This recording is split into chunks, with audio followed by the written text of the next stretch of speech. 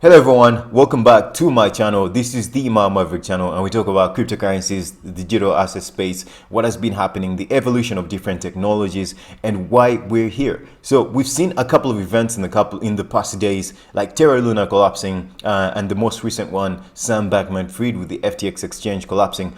All these things, they're horrible, we lose a lot of money, but this is a collective thing. It's a collective effect that spills over all these leveraged companies like Celsius, Voyager Capital, BlockFi is now almost becoming insolvent as well. All these are two centralized, very centralized entities that sort of move us away from the whole narrative of not your keys, not your coins, and being in control of your own cryptocurrencies and digital assets, digital goods, whatever you want to call them. This space enables you to move funds across any point on the globe. It allows you to transact all kinds of goods, and now we see things like NFTs as use cases, like ERC20 tokens, or basically the NFT standards that were started by Ethereum and now that are spilling over in different cryptocurrencies.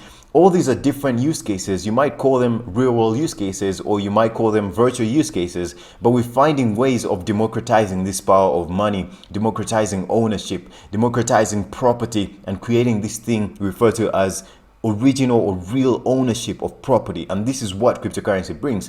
You cannot do that if you do not hold your keys, if you do not hold your private keys. We need user interfaces. We need clean user interfaces in this space, which brings in the centralized entity or the centralized aspect of it. However, these collapses that we're seeing, for example, like the FTX exchange collapsing at one point, valued at $32 billion and now valued at nothing. The founders of this exchange essentially disappearing off in the Bahamas and hiding, and all these conspiracies that we're involved in, politics, lobbying, and all these very unpopular, ideologies that we're seeing going on in the cryptocurrency space. All these are events that are supposed to happen in this space to help us realize how this space is supposed to evolve and its maturity of the whole crypto space. So for the first time in history, guys, the most important thing is that a technology has been created that once and for all divorces money from state. So we're also looking at things like democratization of money from state.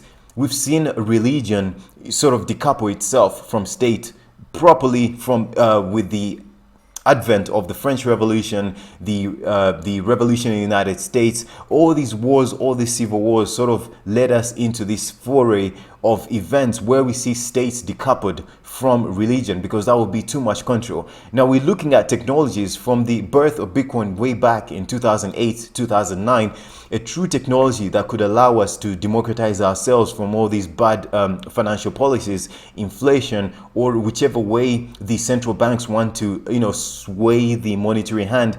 Printing money to fund wars.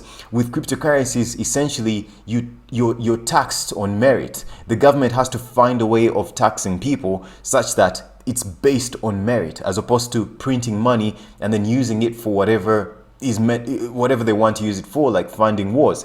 Now with democratization of this of money, we can truly see a merit-based tax where it becomes a bit more difficult to take people's money and people can directly fund things that are beneficial for them if they have a good track record for them. So once humanity evolves to a crypto standard, the government created boom bust cycles like we've seen from way back in the 19-somethings to 2008 financial crisis. All these sort of cycles that are created where we have bad players coming to this space and then are saved by the governments through money printing and quantitative easing. We can see a reduction of this bad behavior. So this constant inflation and ability to fund wars may start to become a thing of the past. So we're talking about democratization of money itself, denationalization of money itself. For example, the internet is a global aspect.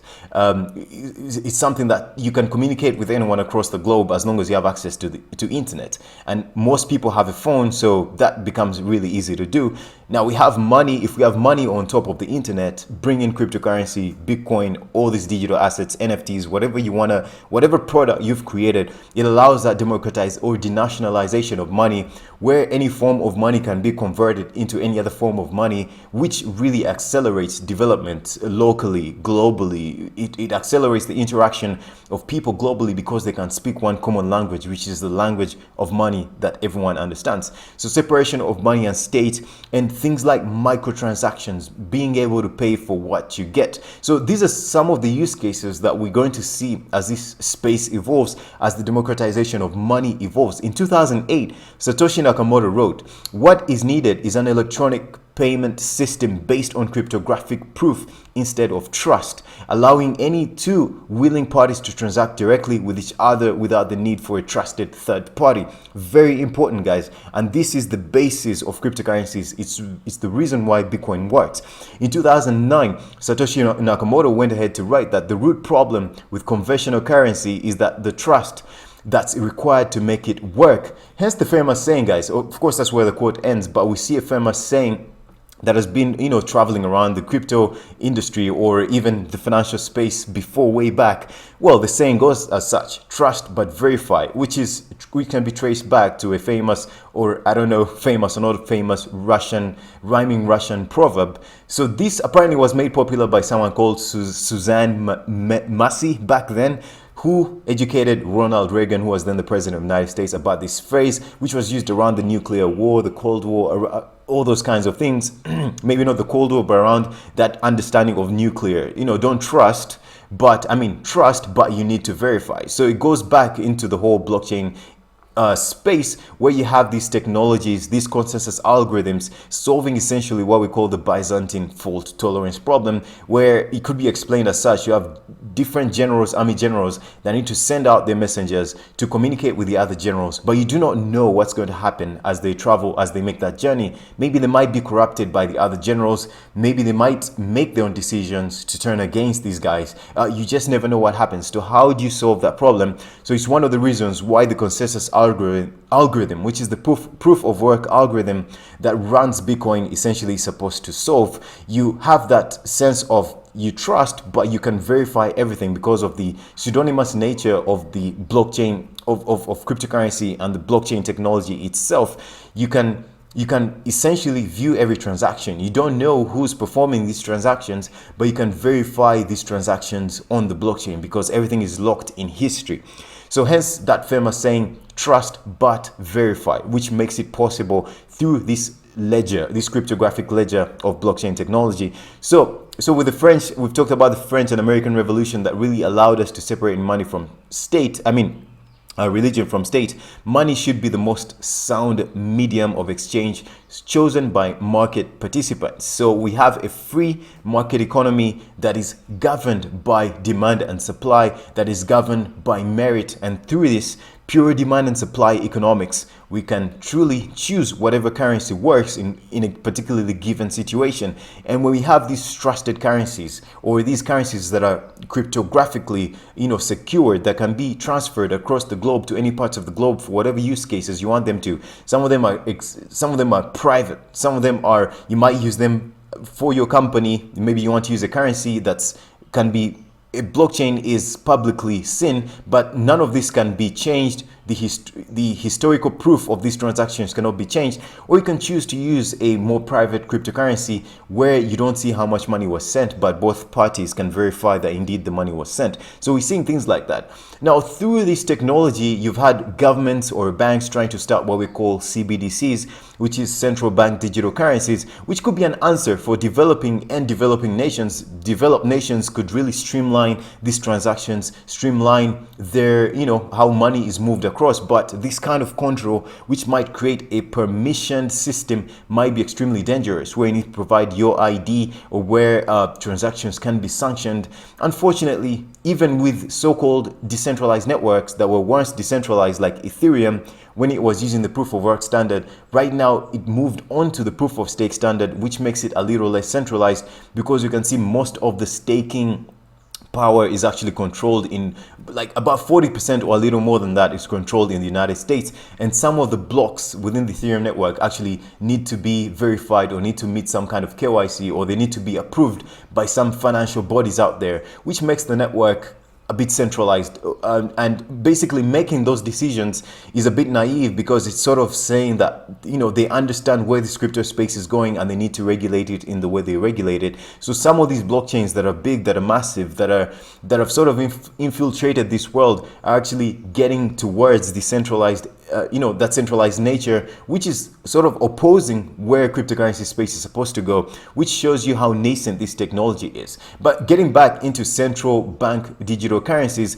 if central banks are creating their own currencies where they can backtrack transactions, where they can double spend, which is the reason why Bitcoin is popular, because it solves the double spend problem and creates that cryptographic proof. So with these central bank currencies, you can print however much you want, you may be able to double spend, and you may be able to sanction transactions, and that goes back the ethos of cryptocurrencies and blockchain and how it works. And when these central bank digital currencies are created, they can also infringe upon the smaller banks, where the bigger banks essentially just create a direct channel with the central banks, which leaves the smaller banks in huge debt. So a lot of problems can come from that. But at the same time, developing nations can use it to their advantage. If they organize this technology properly, they can optimize where these funds are channeled if they do it properly. But at the same time, we want to reduce these centralized bodies controlling these digital currencies that are going to be essentially moving across the internet and being the very foundation of how money is used on the internet. So you need to eliminate that. You need to be able to verify, but you need to eliminate the need to trust, because you can verify everything on chain. But if everything is centrally controlled, then it creates a very serious problem. So we also have sayings like inflation is theft, which comes from quantitative easing and all this constant money printing and all these big companies being saved. Like we can see from 2008 financial collapse, we can see so many companies that were actually bailed out by the governments, because the governments just had to print out money and save all these companies, which prevents that sort of washout we need in this space. For example, if cryptocurrencies collapse, we see all the bad players. We see all the players that were over leveraged. So we see all the unprofitable companies that are exposed. So all the profitable companies, all the good players, if they survive this bear market, then they emerge with new solid products in the bull market that are actually attractive to this cryptocurrency space, to the users, and to the evolution of this space. So however, it's hard to store and carry. That takes me back to the inflation is theft thing, where people were looking for solutions like gold, which at some point in the past was deemed illegal to hold in the United States in the 1970s or 1940s. Around there, it was actually illegal for people to hold gold because the governments wanted to hold as much gold as possible. So that brings in some of the problems with gold being a substitute for storing your value, because it's hard to carry around, it's hard to divide, and it's certain restrictions can be implemented on it. That's where we have cryptocurrencies and Bitcoin, where you have to educate yourself about these digital goods and what the true importance and what the true impact of these digital goods is. For example, you control these digital goods. They're divisible by multiple times or magnitudes. They can perform things like microtransactions, and they're permissionless. You can send these digital currencies or these digital goods to anyone, to any part of the globe at any time you want, without any restrictions. And some people want to place KYC on top of those, but at the same time, if we trace back with the email, there's no requirement for KYC on email, and we don't know what email would be like if every single email address created out there required some sort of email. I don't think the space would be would have boomed as much as it is right now, because you can create a customer list if you have a business of a bunch of emails. So you have focused advertising, you have people with focused interest. They don't need to tell you who they are to get involved into your business. So in that way, you're able to tap into a much wider demographic across the globe. So same thing, copy paste to cryptocurrencies. I think we're going to truly see how this space evolves, especially if we move back to the core standards of decentralization. So guys, this was more like a conversation of why I'm personally involved in cryptocurrency space and how I'm trying to see it. Some other person out there might be able to explain it a little bit better if you look at the historical context of how money has been evolving and where we're moving towards democratization of state and money, democratization of money, and putting a little bit more control of financial instruments in the hands of people, and how they can actually navigate them with the power of being able to trace back transactions, the power of not being able to create your own money out of thin air, and the power of being able to use these blockchains with merit. So guys, I hope you're able to learn something from today's video. It's something I was trying to communicate about what the core importance of digital currencies are and why we're here, and the various innovations that might evolve with the use cases of these types of ledgers that have traceabilities that can be verified and that don't need you to trust a third party, but you can actually verify everything. All right guys, I hope you learned something, and I'll see you on the next one. Take care. Bye bye.